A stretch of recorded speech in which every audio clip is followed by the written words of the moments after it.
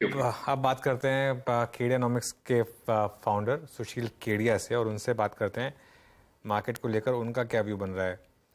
Sushil ji, good morning. Good morning. तो एक काम करते हैं, हम्म। पहले क्यों ना स्टॉक स्पेसिफिक बात हो जाए। इंडेक्स की तो बात करेंगे। इस समय की टॉप कॉल्स क्या होंगी आपकी स्टॉक स्पेसिफिक? ठीक है, हम इंडेक्स पे भी वापस आएंगे, पर पहले एक लाइन कह दूं जिससे लोग कंफ्यूज ना हो जाए। निफ्टी पे आज शॉर्ट सेल सिग्नल आ गया है। बैंक निफ्टी पे पिछले बुधवार को ही आ गया था आपसे बात होने के बाद।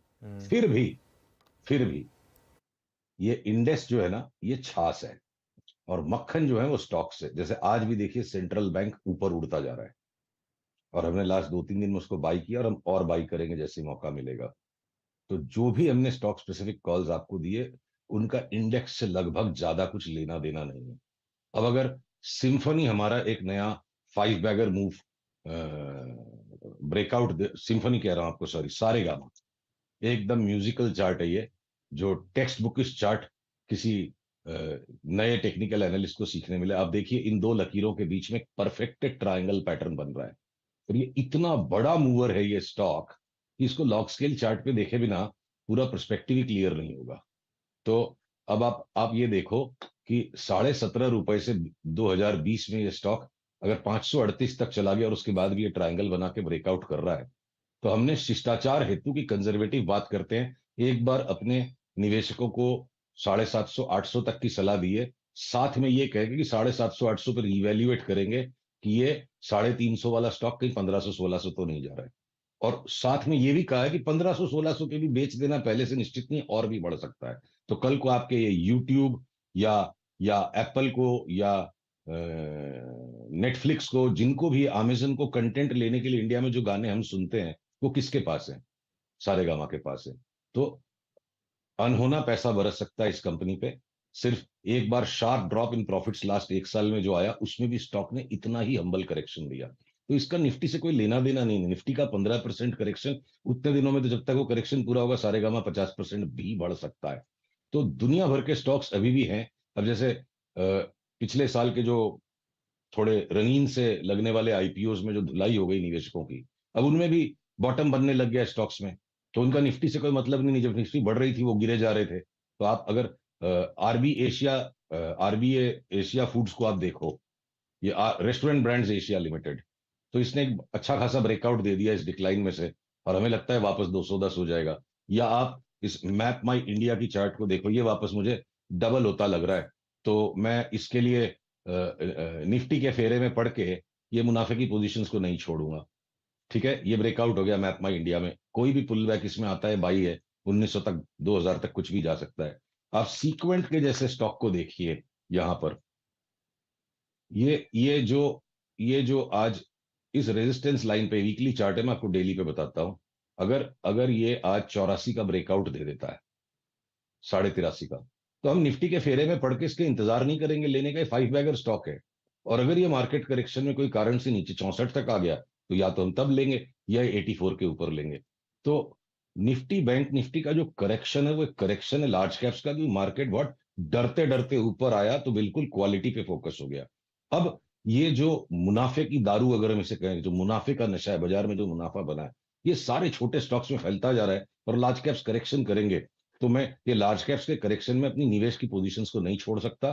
बहुत से ऐसे स्टॉक्स अभी भी हैं जो घटती निफ्टी में भी हम उनको लेते जाएंगे अगले 6 महीने से साल भर में, डबल ट्रिपल 4 गुना पैसा करने के लिए। आपका नाम चेंज करके रॉकेट रख देता हूँ मैं। सारे गामा अब 8.5% ऊपर, इस समय 9% ऊपर। सारे गामा, लेकिन अनुज, इसमें हाँ। अनुज, एक सावधानी स्टॉक्स में रखने की जरूरत है। हाँ। ये जो 8.5-8%, 10-10% बढ़ते हैं, जो स्टॉक 5-5 गुना भाग जाएंगे 6 महीने में, वो हद से ज्यादा वॉलेटाइल होते हैं। आपको और मुझे, मैं आपके भी बिहाफ पे, सारे निवेशकों को ये सचेत करना जरूरी है कि बहुत बड़ा मुनाफा कहीं दिख रहा है तो आप बहुत बड़ा दांव नहीं लगा सकते, वहां बहुत बड़ी मुश्किल हो जाएगी। कमाने का हक उतना ही होता है सबके पास, जितना उनकी बर्दाश्त करने की क्षमता होती है। समाई के अनुसार कमाई करने की कोशिश कीजिएगा। ये जो खरगोश की तरह भागने वाले स्टॉक्स है, इन पे घर बार दांव पे नहीं लगाए जा सकते। इनको थोड़ी थोड़ी मात्रा में लेके डाइवर्सिफाइड पोर्टफोलियो बनाइए। सही बात कही आपने, कॉशन ज़रूरी है। देखिए, ये पोर्टफोलियो का कोर हिस्सा के बजाय आप इनको थोड़ा सा डाइवर्सिफाइड तरीके से देखेंगे तो बेटर रहेगा। निफ्टी बैंक निफ्टी पर क्यों कॉशियस हैं आप सुशील, और कहाँ तक की करेक्शन देख रहे हैं आप? सर अब हम कॉशियस नहीं है। कॉशियस तो हम पिछले एक महीने से थे। देखिए निफ्टी की चार्ट पर तो वो 29। धर्मेंद्र कूदने वाले हैं। आप धर्मेंद्र और हेमा मालिनी वाली बात ही खत्म हो गई, अब तो यहाँ बाबू भैया आ गया आपका। देखिए जो हेरा फेरी पिक्चर में बाबू भैया ने बोला ना, रानी तो गई, तो मैं आपको एक चार्ट्स का भेद बताता हूँ। ये जो आरएसआई इंडिकेटर हम नीचे प्लॉट करके चलते हैं, आरएसआई जैसे किसी भी आप मोमेंटम इंडिकेटर को ले लो, तो कैरम बोर्ड जब बाबू भैया खेल रहे थे वो हेरा फेरी मूवी में, उससे बहुत बड़ा भेद चार्ट्स का सीखने को मिलता है। भाव अगर राजा है तो मोमेंटम रानी है, और राजा अपनी रानी के बिना अधूरा है। राजा जिद करके ऊपर सरकने की कोशिश करता जा रहा है, रानी चलने को ही तैयार नहीं है। रानी नीचे की तरफ लोअर टॉप्स बना रही है। बिना मोमेंटम का बाजार न तो नीचे न ऊपर सस्टेन हो सकता है।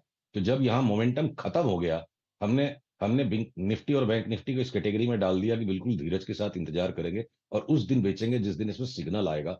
तो निफ्टी में आज आया है और एक और बहुत खतरनाक पैटर्न काम कर रहा है। ये देखिए, ये टर्मिनल ट्रायंगल इन दो लकीरों के बीच में, हिंदी में इसे कहें तो अंतिम त्रिकोण। तो किसी भी प्रणय प्रसंग में या शेयर बाजार में, रोमांस में या स्टॉक मार्केट की चार्ट्स में ट्रायंगल्स बड़े खतरनाक होते हैं। बुल भी महबूब है, बुल भी महबूब है और बेयर भी महबूब है। दोनों में से किसी की जिद नहीं चलेगी, महबूबा जिसको चुनेगी उसकी तरफ चलना होगा। ट्रायंगल के बीच में बिल्कुल शांत रहिए। और आज निफ्टी की महबूबा ने बेयर्स का हाथ थाम लिया है, तो हमने यहाँ पे निफ्टी को शॉर्ट कर दिया आज सवेरे। और इंट्राडे में ये रिबाउंड वापस मार सकता है। 18,820 के ऊपर अगर बंद हो जाएगा तो हम शॉर्ट काट लेंगे, फिर देखेंगे कौन सा नया पैटर्न बन रहा है। पर अगर मैं लार्जर पैटर्न पे जाऊं, और थोड़ा सा रंगीन भाषा में कहने की अनुमति हो जिससे लोगों को याद रहे, तो जो इनिशियल रैली थी ना, ये हम अपने सब्सक्राइबर्स के साथ, अपने क्लाइंट्स के साथ इस भाषा में बात करते हैं कि गधे के पांव थे। और ये 5 वेव का जो पैटर्न आ गया, जब बिल्कुल बेफाम तेजी का माहौल बन गया, ये घोड़े की नाल है। तो गधे के पांव पे अगर घोड़े की नाल को बैठा भी दोगे तो डर भी नहीं जीत सकता है। मुझे निफ्टी 16,800 और उसके बाद और भी नीचे जाने का पूरा भय है। पूरे पैटर्न्स तैयार है, तो इसको टुकड़े टुकड़े में खेलना होगा। जो शॉर्ट आज सवेरे की, उसका सौदा बढ़ाया जाएगा 18,600 के नीचे जाने पर। 18,50 पर हो सकता है एक बार रिबाउंड बने, फिर उसके बाद आपको 17,600 के लेवल को संभालना होगा। तो ये अगले 3-4 महीने का कार्यक्रम है, वो आपसे हर मंगलवार को उस बारे में बात हो जाएगी। और अगर मैं बैंक निफ्टी को टच करूं, ये देखिए वीकली चार्ट पर, और इसको भी वो technical analysis and stocks of commodities magazine में 10 साल पहले मैंने पैटर्न पढ़ा था। ये डबल टॉप में, इसको पापा टॉप और मम्मी टॉप आप कहेंगे। पापा जब नाराज हुए तो बैंक निफ्टी यहां तक आई, और अब मम्मी जब नाराज हो रही है ना, ये बैंक निफ्टी नीचे 37,000 तक आ जाएगी। देखिए ये स्पिनिंग टॉप बना 4 सप्ताह पहले, उसके बाद ये ग्रेवस्टोन दोजी बन गया, और आज ये बिल्कुल स्मैश आउट सेल है। तो अब यहाँ पे जोर से चढ़ के बेचने में तो क्या एक बार उल्टा रिबाउंड झेलना पड़ सकता है कभी भी। तो वो आप अपनी पोजीशंस को उस हिसाब से देखिए। वापस 44,200 तक कभी भी ये मार्केट जा सकती है बैंक निफ्टी की, उसमें कोई शक नहीं है। उतनी जगह रख के चलिए।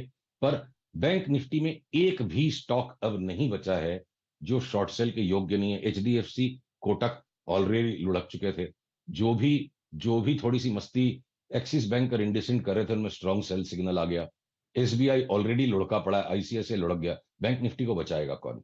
तो जो बाबू भैया ने कहा ना, रानी तो गई, तो बैंक निफ्टी की रानी तो गई। अब यहाँ पे मैं किसी भी हालत में तेजी का सौदा खोजूंगा नहीं। स्टॉप लॉस कटेगा तो कटेगा, हम बार बार इसको हर रिबाउंड में बेचने का ही प्रयत्न करेंगे। आप बाकी भी लार्जर निफ्टी में देखो, ये मारुति है, टीवीएस है, डीएलएफ है, इवन इंडियन होटल जैसा स्टॉक जो दोनों इंडेक्स में नहीं है, ये सब 25-25, 30-30% घटने के लिए तैयार है। तो बहुत ज्यादा सेफ मार्केट ऊपर तक आता चला गया था। इंडिविजुअल स्टॉक्स में बड़े करेक्शन आएंगे, इंडेक्स एक एवरेज उसमें न्यूनतम आएगा। और एक देखिए बहुत बड़ी बात, जिसके बिना ना, ये देखिए रुपी डॉलर की चार्ट को आप देखिए। मैं रुपए की ऐसी चार्ट को देख के इंडेक्स पे तेजी करूं तो कैसे करूं? मेरी मासूमियत 25 साल पहले खत्म हो गई। मैं बहुत ज्यादा चीजों को स्टडी करता हूं, इसलिए मैं कॉशियस होकर साइड हट जाता हूं और हम दूसरे स्टॉक्स में घुस गए। ये रुपी डॉलर की चार्ट को देखिए, एबीसीडी ट्रायंगल जो पैटर्न है, जी और यहां से जो रिवर्सल आ गया, ये आप इसको जी डेली व्यू जी। में देखिए। ये डेली व्यू में आप देखिए रुपये की चार्ट को। ये रुपी अगर जिस दिन 82 के ऊपर जी। गया, सीधा 85-86 हो जाएगा। तो कैसे निफ्टी सस्टेन करेगी? अच्छा, सुशील जी, एक प्रश्न और लूँगा आपसे यहाँ पे अल्टीमेटली, क्योंकि निफ्टी और निफ्टी बैंक में मैंने आपके कमेंट अभी सुने, और जैसे कि आप कह रहे हैं कि महबूबा ने बेयर्स का हाथ थाम लिया है। एक स्पेस जो कि बहुत चला इस पूरे मूव में, अप्रैल मई जून में, वो था ऑटो। ऑटो पे आपका व्यू क्या है? एक अच्छा पैसा बनाने के बाद स्टॉक्स में क्या करना चाहिए इस वक्त? टाटा मोटर्स को छोड़ के जो ऑटो स्टॉक जी में आए शॉर्ट कर दीजिए, सबके स्टॉप लॉस अलग अलग से चलेंगे।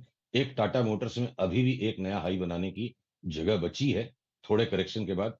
पर मारुति हो, टीवीएस हो, हीरो मोटोकॉर्प हो, बजाज ऑटो हो, ये सब टॉप आउट हो चुके हैं टुकड़े टुकड़े में। इनके अंदर में बहुत ज्यादा नीचे का करेक्शन आने वाला है। अच्छा सुशील जी, वैसे इंडिया में बिटकॉइन को लेकर काफ़ी रेगुलेशंस, और ये बहुत अच्छी बात है क्योंकि हमारे बिल्कुल। रेगुलेटर्स ने एक अच्छा काम किया है कि उसको लेकर एक जो भोले भाले निवेशक हैं वो बच गए उस वॉलेटिलिटी से। लेकिन क्योंकि हमारा शो काफ़ी एनआरआई दर्शक भी देखते हैं, एक इस पर आपका व्यू है कि यहाँ से एक बड़ा मूव आ सकता है? देखिए, हमने जब 15,000 का ये जो लो आया था बिटकॉइन में, तो यहाँ पर आपके साथ तो टीवी पर नहीं बात होती थी, तो हमने ट्विटर पे इसका एक 10 मिनट का बड़ा वीडियो बना के डाला था कि अगली चाल में लाख लाख डॉलर का भाव आ रहा है। उसमें एक पहला चरण ये कंप्लीट हो गया, और ये बिल्कुल घोड़े के पांव, ये गधे के पांव नहीं है, 5 वे फ्रैक्टल है। ये वेव 1 खत्म होकर जो 15,000 का 32 हुआ, 31,300, और अब ये करेक्शन जो कंप्लीट हो चुका है, यहां से अब अगली चाल शुरू हो रही है कि ये 23-24 हजार वाला अब सीधे 50-52 हजार तक चल जाएगा। तो इस बिटकॉइन से हम जो शेयर बाजार वालों को क्या जोड़ना चाहिए कि रिस्क ऑफ नहीं हुआ है संसार में। संसार में एक एडजस्टमेंट चल रहा है। Bitcoin clear cut proof of risk on है। रिस्क ऑन अलग अलग पॉकेट्स में घूम रही है, और अगर अगले 3 महीने में बिटकॉइन में एक बड़ी रैली आ जाती है, स्टॉक मार्केट करेक्शन करता है, तो आने वाले समय में ये 15-20% अगर इंडेक्स घट भी गया, तो ये दोनों हाथ से शेयरों को दबोच के लेने का अवसर होगा। संसार में रिस्क ऑन बिल्कुल है, और अच्छे शेयरों को खोजिए। निफ्टी बैंक निफ्टी का जो ये खेल है, बहुत लिमिटेड लोगों के काम की चीज है। चलिए सुशील जी, शुक्रिया फिर जुड़ने के लिए आज हमारे साथ, और आज बहुत अच्छी चीज़ आपने बताई, वो ट्रायंगल वाली बात जो थी वो काफ़ी अच्छी लगी मुझे। थैंक यू सो मच जुड़ने के लिए आज हमारे थैंक साथ। यू। चलिए नीरज जी, सॉरी थोड़ा 1 मिनट हम ओवर कर गए आपके शो में, लेकिन मार्केट डे लो पर 78 पॉइंट